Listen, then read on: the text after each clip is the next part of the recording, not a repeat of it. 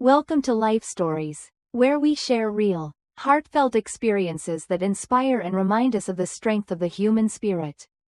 Today, we bring you the story of a woman who, after decades of hard work, discovers a life-altering betrayal that turns everything she thought she knew upside down.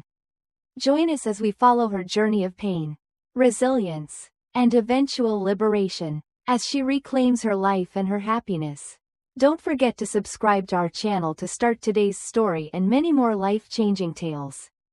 After years of grinding away, day after day, I finally reached the point in my life that so many had promised would be the best time of all, retirement. I'd worked at the same company for over 40 years, serving in various roles, earning promotions, and seeing so many colleagues come and go. I felt a sense of pride for the stability I had provided for my family.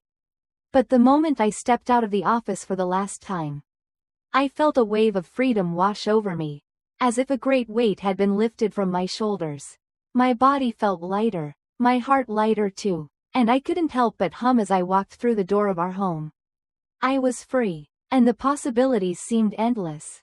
That evening, as I pulled my bank card from my wallet, the excitement bubbled inside me. I had worked hard, saved diligently, and now I was ready to see the fruits of my labor. It was a moment I had imagined countless times. The retirement savings I had built over decades. The quiet comfort of knowing I would no longer need to worry about money, about bills, about the future. But when I logged into my bank account, I froze. The number on the screen was not what I had expected. My heart skipped a beat, and I stared at it in disbelief. There was only $155 left. I couldn't breathe for a moment, and I thought perhaps I had made a mistake. I must have misread it. Maybe the system was glitching. But no, there it was, staring back at me, my hard-earned savings, my pension, all those years of working, gone. I rushed to the bank, my hands trembling as I asked the teller to print out a transaction history from the last 5 years. Every page that came out of the machine made my stomach twist tighter and tighter. $3, withdrawn every month. Without fail. I had never seen these withdrawals before. I knew my husband, Thomas, was a bit obsessed with saving, always careful with money, but I never imagined this. I stared at the bank statement in silence. How could this be? Our monthly salary had always been more than enough. With Thomas's pension added in, we should have been fine. We were supposed to be in a good place, ready for a peaceful, comfortable retirement. So where had it all gone? I returned home, numb, and dug through the old ledgers Thomas had kept for years, neatly organized. Every penny accounted for. I trusted him completely. We had always been partners, sharing everything. Yet, as I flipped through those pages, a chilling realization dawned. The withdrawals had started 5 years ago. Over the course of 30 years, what had begun as a modest $500 a month had gradually increased to $3. There, in the margin of one ledger entry, was a note that froze my blood. Living expenses for Jessica and the kids. Jessica, the name sliced through me like a cold knife. She was the woman Thomas had once been infatuated with. They had grown up in the same neighborhood. And from what I had been told, it was just a fleeting crush. Something from his youth. But I was wrong. For 30 years, while I was working, saving, and living frugally, Thomas had been funneling my money to support Jessica and her children.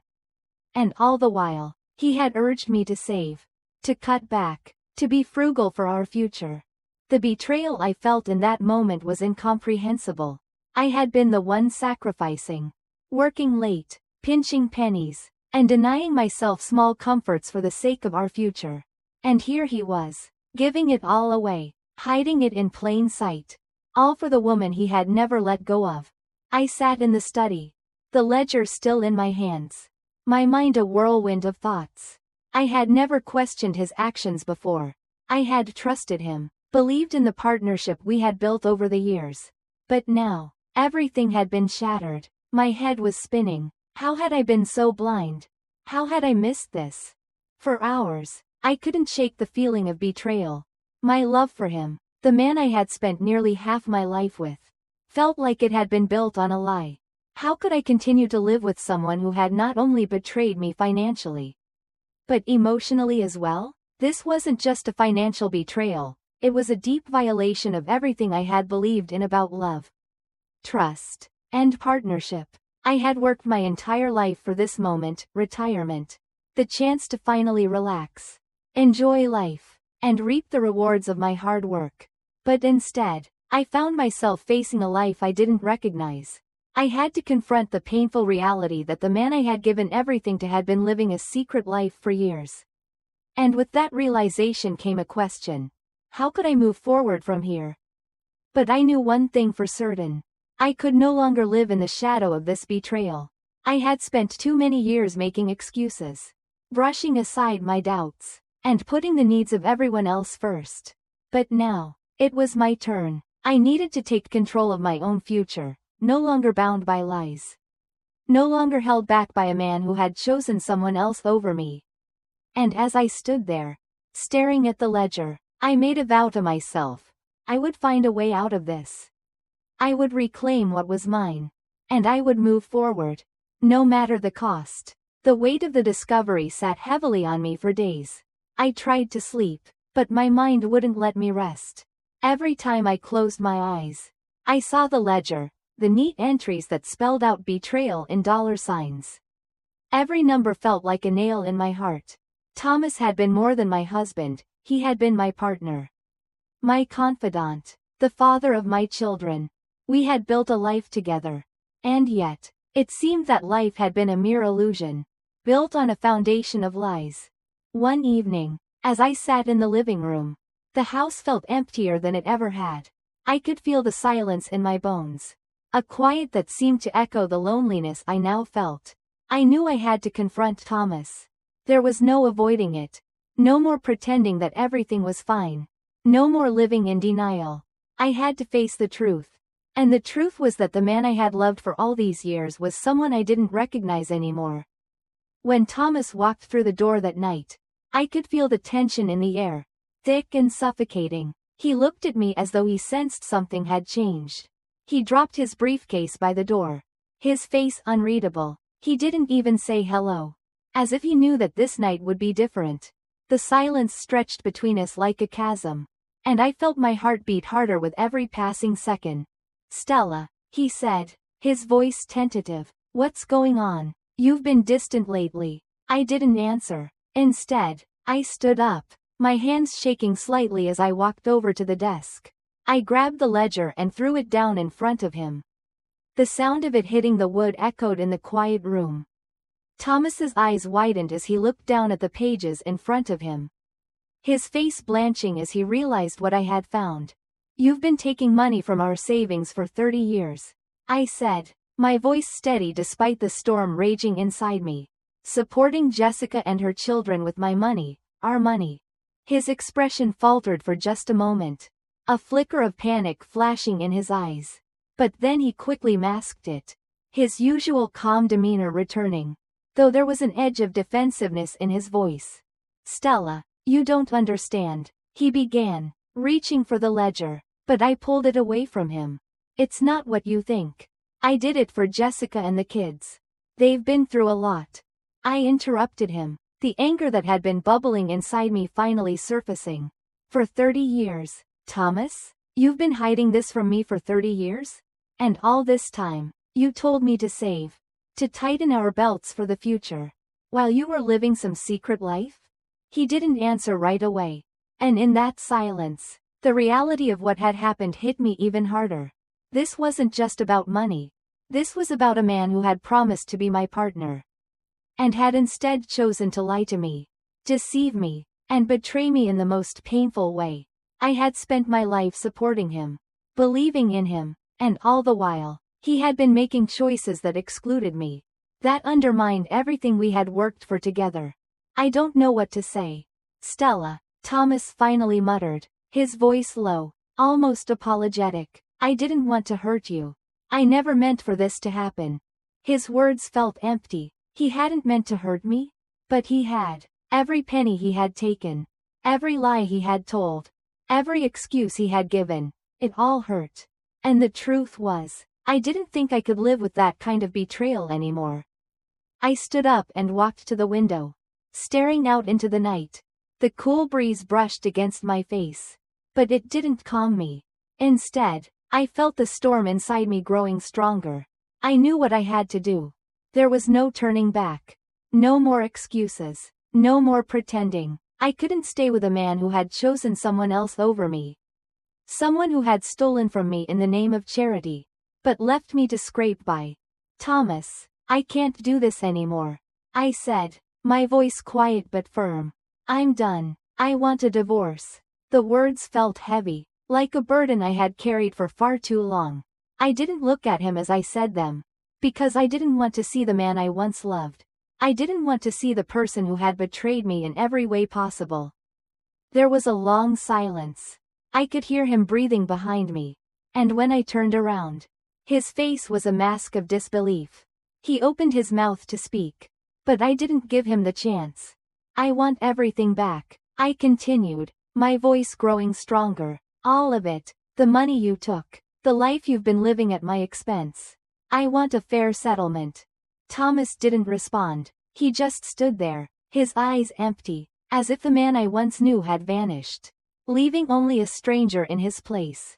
And in that moment, I realized that this wasn't just about money. It was about reclaiming my dignity, my life, and my peace of mind. I wasn't going to be his victim anymore. I'll take care of it, I said, my voice calm, my decision final. I'm done. Thomas, you can live your life with Jessica, but I'm taking back what's mine. The finality of my words hung in the air, and as I turned to leave, I knew that I was stepping into a new chapter, one where I would no longer be defined by this man or his lies. I had spent too long putting everyone else first. Now it was my turn to live for me. The days following my decision were a blur of emotions, a storm of thoughts that refused to settle. I had said the words that would change everything, but the reality of what I had done hadn't fully sunk in yet. The house, which had once felt like a home, now felt like a hollow shell, empty and lifeless. A reflection of the emotional void I was living in. The man I had spent my entire adult life with was no longer someone I could recognize. He had been a stranger to me for years, but now it felt like I had finally seen him for what he truly was. I had spent so many years pretending everything was fine, pretending I didn't feel the weight of his constant secrecy, pretending that my sacrifices had somehow been for a shared future. But now, there was no more pretending. I had finally broken free from the lie. After the divorce papers were signed, I found myself standing on the threshold of a life I had never really imagined for myself. It wasn't that I had never dreamed of freedom or adventure. I had spent so many years focused on others, on family, on the mundane day-to-day, that I had forgotten who I was outside of all of that. But now, I had the chance to rediscover myself. It was time to stop living for everyone else. I had always been the one who held things together. My role had been the steady hand, the one who kept the house running smoothly, the one who took care of everyone's needs, and ignored my own. But now, for the first time in years, I didn't have to answer to anyone. I could do what I wanted, when I wanted, and there was a part of me that felt both terrified and exhilarated by this new freedom. In the months following the divorce, I took up photography, a hobby I had always been curious about but never had time to explore. It became a way for me to reconnect with the world, to see things differently, to appreciate the beauty that had always been around me but that I had failed to notice. I joined a photography class, and through it, I met people my age who shared my newfound love for adventure. These people didn't carry the weight of the past like I did. They didn't look at life through the lens of obligation, but rather, through the lens of possibility. As I wandered through parks, fields, and the streets of the city, camera in hand, I began to feel a sense of peace that had long eluded me. Each click of the shutter captured not just an image, but a moment of joy, a fleeting reminder that life was still beautiful, despite the years of pain and regret I had endured. The simplicity of it, the beauty of a flower in full bloom, the play of light on a quiet street corner, was more profound than any luxury or grand adventure I had ever experienced in my marriage. These were the moments that truly mattered.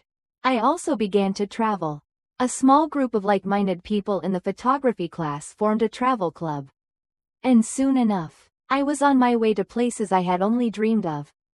From the quiet woods of Maine to the picturesque mountains of Vermont. I saw a side of the world that had always been there, but I had never taken the time to experience. It felt as if I was finally living the life I had missed. The one I had earned. In the midst of all this newness, something else began to shift within me. I had always been a good mother. Always put my son, Chris, first. I had made sacrifices for him. Supported him through every stage of his life. And never once did I expect anything in return. But after everything that had happened, I found myself asking a question I had never considered before. Was I really living for myself? Or was I still living for everyone else? It wasn't long before I realized the painful truth.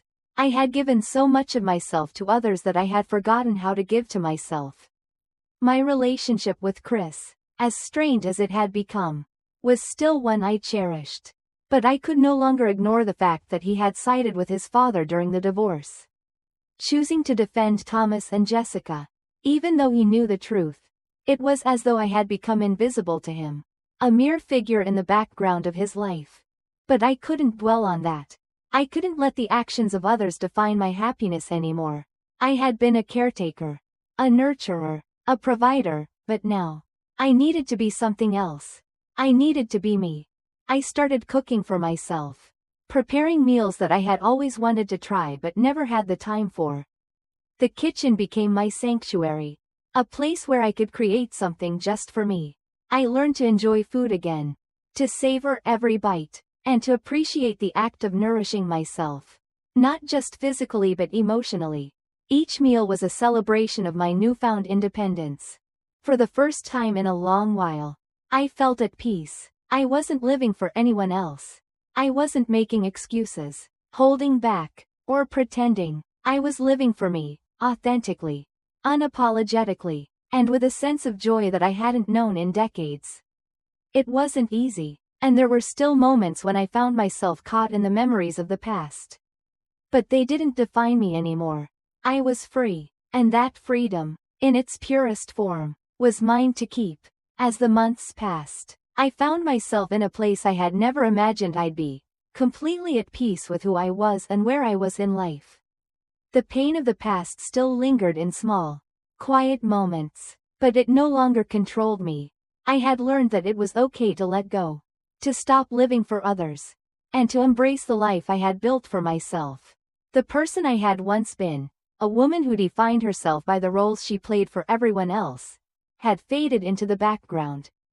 In her place stood someone stronger, more self-assured, and finally, truly free. I continued my photography, capturing the world in ways I had never done before. I traveled, met new people, and experienced life with a renewed sense of wonder.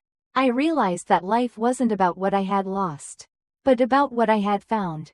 I had found myself, and though the family I had once known seemed to have moved on without me, I no longer felt the sting. I had stopped chasing approval, stopped waiting for love that was never given freely. I had learned to love myself, to appreciate the quiet moments, and to understand that true freedom comes from within. Life doesn't always unfold the way we expect. But sometimes, the path we are forced to take leads us to places we never imagined. And in those places, we find strength, purpose, and happiness we never knew was possible. If you've enjoyed this story and want to hear more life-changing tales, be sure to subscribe to our channel for more inspiring videos. Thank you for listening, and remember, sometimes the greatest journey is the one we take back to ourselves.